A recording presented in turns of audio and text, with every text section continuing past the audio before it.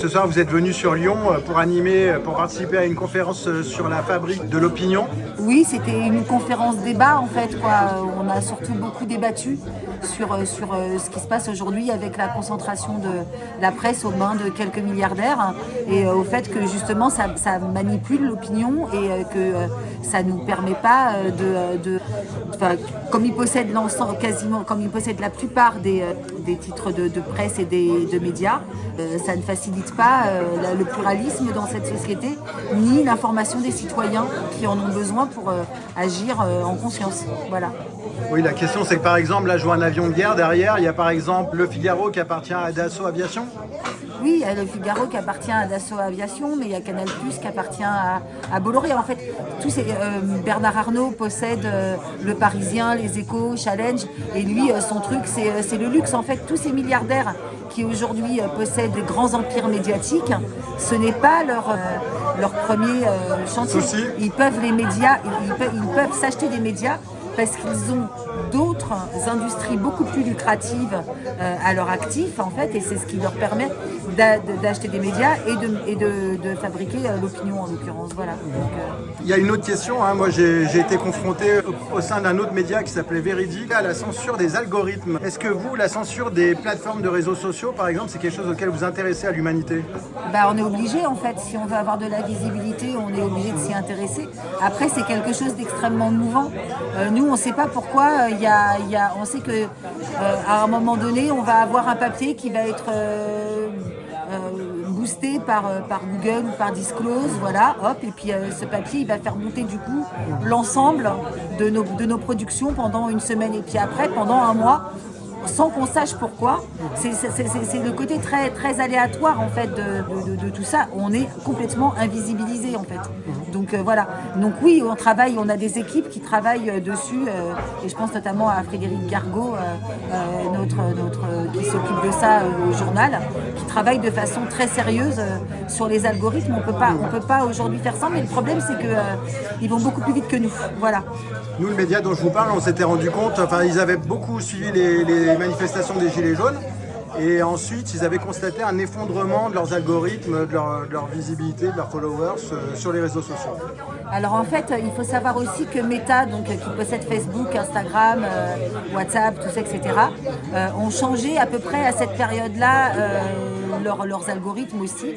Et par exemple, si vous partagez le lien d'un journal, votre publication va être invisibilisée.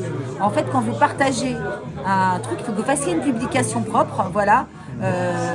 Je m'appelle Caroline, j'ai 56 ans et j'adore le surf, et ce qui n'est pas vrai, je précise. Et juste en dessous, vous écrivez, et voilà, sur ce sujet très important, à côté d'une photo de mon chat originale, en commentaire, je vous mets le lien du papier. Parce qu'aujourd'hui, ils privilégient les contenus propres, en fait, qui vont être référencés comme ils le souhaitent, c'est-à-dire avec une identification, avec une photo, avec un contenu extérieur de journal que eux pilleront. Pour le coup, ils n'ont pas de problème à le piller, mais par contre, ils vont l'invisibiliser dans les réseaux sociaux. Ça, c'est une certitude totale, quoi. Là, il y a une ONG qui s'appelle Civilization Work qui vient de sortir un rapport au mois de septembre accusant la France d'avoir mis en place un système de censure transnationale.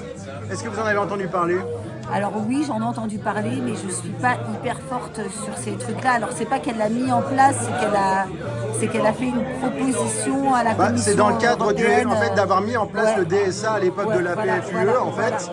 Et en fait, du coup, cette association accuse l'État d'avoir utilisé en gros des associations comme SOS Racisme, la LICRA, pour avoir porté plainte contre des plateformes de réseaux sociaux. Et en fait, il y aurait tout un système qui serait mis en place sous prétexte de lutte contre les messages de haine ou de lutte contre les fausses informations, et qui finalement se révélerait être un système de censure. Vous en pensez quoi ?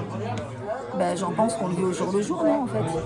Ça se voit, non, en fait. Donc voilà, on le vit au jour le jour. Il n'y a pas de souci avec ça, en fait. On voit bien qu'il y a des mots qui sont interdits. On voit bien que dans les réseaux sociaux, il y a les algorithmes virent des contenus entiers en fait. Moi, l'exemple qui me vient en tête, c'est tous les contenus avec la Palestine, en fait, parce qu'on en a eu beaucoup ces derniers temps. Mais là, je suis curieuse de voir ce qui va se passer avec ce qui se passe aux États-Unis, en fait, avec ICE et compagnie, et les récits que veut imposer le gouvernement américain.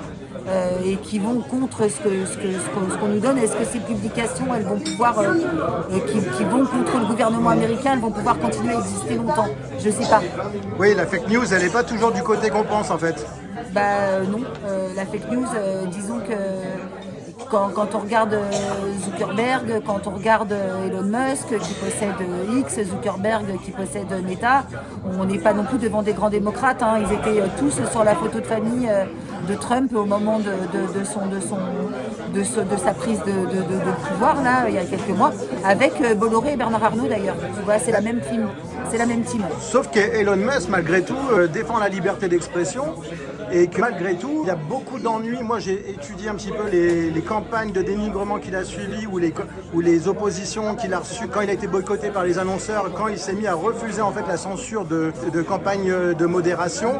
Qu'on aime ou pas Elon Musk, malgré tout, il propose un autre modèle que des milliardaires comme Mark Zuckerberg qui, eux, utilisaient des agences de fact-checking qui se sont révélées avoir menti par moment et qui vient lui-même au système de notes communautaires. Lui-même a dit, en fait, que Mark Zuckerberg a dit, par exemple, que les agences de fact-checking avaient fait plus de mal qu'elles n'avaient fait de bien.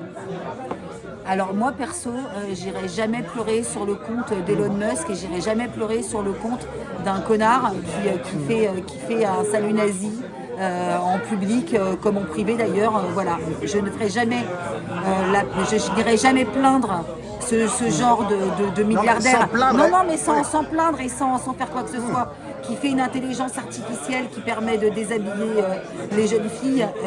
Voilà, comme je ne sais pas si vous avez suivi, mais au moment de Crans-Montana, il y a des victimes de grocs en fait qui ont été déshabillées par des internautes. Franchement, X alias Twitter, c'était déjà pas joli avant qu'ils le rachètent. Mais c'est quand même le pire des réseaux sociaux, quoi. Enfin, pour moi, c'est un truc c'est impossible. On ne peut pas se parler, en fait, sur ce réseau social.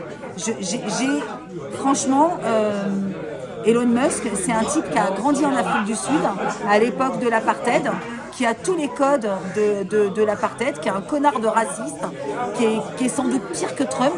Je suis désolée, mais je peux pas qu'il se fasse pourrir, mais sérieux, mais fais-toi pourrir. Il a sans doute d'autres moyens de résister à ça que le petit influenceur de base qui essaye de faire une collecte pour les enfants de Gaza, voyez-vous.